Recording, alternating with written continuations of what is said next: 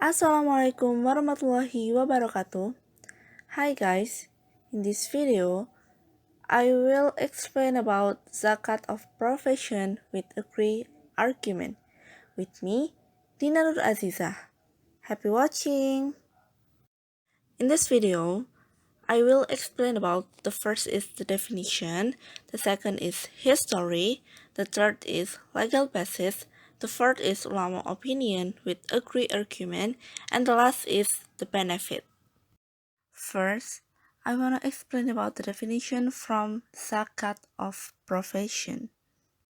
Zakat of Professions comes from two words, zakat and profession.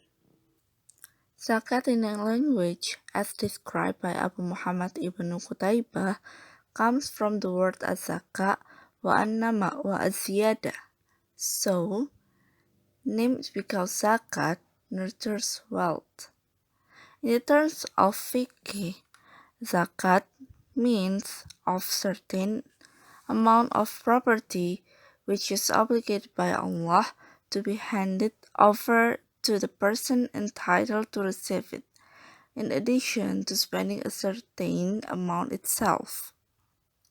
Jadi dapat kita simpulkan bahwa zakat itu ialah sejumlah harta tertentu yang diwajibkan oleh Allah, kemudian diserahkan kepada orang yang berhak menerimanya. Di samping itu berarti juga mengeluarkan jumlah tertentu itu sendiri. And then the definition of profession. According Encyclopedia of Management, the profession is a kind of work because it requires advanced knowledge, specialized and special exercise that belong to the profession, such as the work of doctor, lawyers, accountants, teachers, architects, astronomers, and others. Sedangkan profesi itu ialah sebuah jenis pekerjaan karena sifatnya menuntut pengetahuan yang tinggi, khusus, dan latihan yang istimewa yang termasuk ke dalam profesi, seperti pekerjaan dokter, ahli hukum, akuntan, guru, arsitek, ahli astronomi, dan pekerjaan yang lainnya. So, zakat of profession is zakat issue from the result obtained from work and profession. Income from such work is in the form of salary, wage, or honorarium. That is, when it reaches its nisab and haul, the income that it generates, its zakat must be paid out. Jadi, yang dimaksud dengan zakat profesi itu ialah zakat yang dikeluarkan dari hasil yang diperoleh dari pekerjaan dan profesinya. Bisa berupa gaji, upah, ataupun honorarium. Nah, apabila sudah mencapai nisab dan haulnya, maka ia harus mengeluarkan zakatnya. And the second is the history of zakat of profession. The second is the history. Professional zakat is a new problem, never exists in the entire history of Islam since the time of Prophet Muhammad until the late 60s in the 20th century, when the idea of zakat for this profession emerged. Jadi zakat profesi itu merupakan sebuah kasus baru yang terjadi dalam fikih atau hukum Islam. Nah, di dalam Al-Quran maupun dalam Sunnah juga masih belum memuat hukum yang tegas mengenai zakat profesi ini.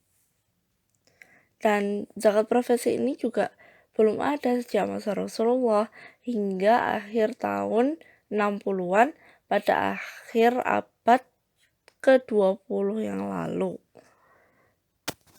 The initiator of professional zakat is Syekh Yusuf Qaradawi in his book Fiqh Az-Zakah. Kemudian, tokoh yang menggagas dari zakat profesi ini ialah Syekh Yusuf Qaradawi dalam kitabnya Fiqh Az-Zakah. The study and practice of professional zakat began to Indonesia in the late 90s and early 2000s. Sedangkan di Indonesia sendiri, kajian dan praktik dari zakat profesi itu mulai marak pada tahun 90-an, akhir hingga awal tahun 2000-an. Nah, khususnya setelah kitab karangan Syekh Yusuf Qaradawi tersebut diterjemahkan ke dalam bahasa Indonesia, sejak saat itu zakat profesi mulai banyak diterapkan oleh lembaga pengelola zakat di Indonesia. And the third is the legal basic about zakat of profession. If all income through professional activities has reached the nisab, then the zakat must be paid out. This is based on the texts that are general in Surah Al-Dhariyah verse 19 and Surah Al-Baqarah verse 267. The first is Surah Al-Dhariyah verse 19. أعوذ بالله من الشيطان الرجيم بسم الله الرحمن الرحيم وفي أموالهم حق للسائل والمحروم. And in their property there is a right for the poor who ask and the poor who don't get a share. Quran Surah Al-Dhariyah verse 19. Bismillahirrahmanirrahim. يا أيها الذين آمنوا أنفقوا من طيبات ما كسبتم ومما أخرجنا لكم من الأرض ولا تيمموا الخبيث منه تنفقون ولستم بأخذيه إلا أن تغمضوا فيه واعلموا أن الله غني حميد. O you who believe, spend in the way of Allah a portion of your good efforts and a portion of what we put out of the earth for you. And don't choose bad things and spend them, even though you don't want to take them yourself, but by throwing yourself into them. And know that Allah is rich, praiseworthy. Quran Surah Al-Baqarah verse 267. Jadi, kata ma yang terdapat dalam Quran Surah Al-Baqarah ayat 276 itu termasuk kata yang mengandung pengertian yang umum. Dan ma kasabatum itu artinya sebagian dari hasil apa saja yang kamu usahakan yang baik-baik. Maka jelas bahwa semua macam penghasilan, entah itu gaji, honorarium, dan lain sebagainya, itu terkena wajib zakat berdasarkan ketentuan surah Al-Baqarah ayat 267 tersebut yang mengandung pengertian yang umum, asalkan penghasilan tersebut telah melebihi kebutuhan pokok hidupnya dan keluarganya. And the fourth is ulama opinion about zakat of profession with agree argument. Ulama opinion about zakat of profession with agree argument. The first is from Syekh Abdurrahman Hasan, Syekh Muhammad Abu Zahrah, Syekh Abdul Wahab Khalaf, and Syekh Yusuf Qaradawi. They have an opinion that all income through the professional activities of doctors, consultants, artists, accounting, notaries, and etc., when they reach nisab, they must be subject to zakat. Jadi kalau mereka yang berpenghasilan melalui profesi dokter, konsultan, artis atau seniman, terus akuntan, notaris, dan lain sebagainya, apabila telah mencapai nisab, maka wajib dikenakan zakatnya. And the second is from Indonesian Ulama Council or MUI, Majelis Ulama Indonesia.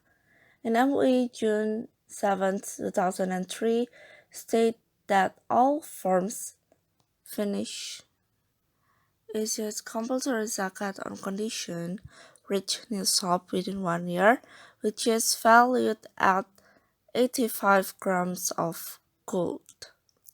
Jadi kalau menurut MUI, semua bentuk penghasilan halal itu wajib dikeluarkan zakatnya dengan syarat telah mencapai nisab dalam 1 tahun, yakni senilai emas 85 gram. Dan nisabnya itu mengikuti emas, bukan mengikuti pertanian. And the third is from Muhammad Al-Ghazali. He has an opinion that people who earn more than farmers who are subject to the obligation of zakat are obligated to give zakat. So, doctor, lawyers, engineers, manufacturers, employees, and etc. are required to issue a zakat of their wealth comparatively big. Jadi kalau menurut Muhammad Al-Ghazali, beliau itu berpendapat bahwa orang yang penghasilannya di atas petani yang terkena kewajiban zakat, maka dia wajib berzakat. So, dokter, pengacara, insinyur, produsen, pegawai, dan lain sebagainya yang sejenis itu diwajibkan untuk mengeluarkan zakat dari harta mereka yang terhitung cukup besar itu. And the last is the benefit about Zakat of Profession. Benefit is, the first is grateful for divine gift, the second is embody a sense of solidarity and affection, the third is reducing poverty, the fourth is fostering and developing social stability, the fifth is manifestations of mutual assistance and help, and the last is one way of realizing social justice. So there are so many benefits that we can have. Thank you so much for watching this video. Have a nice day.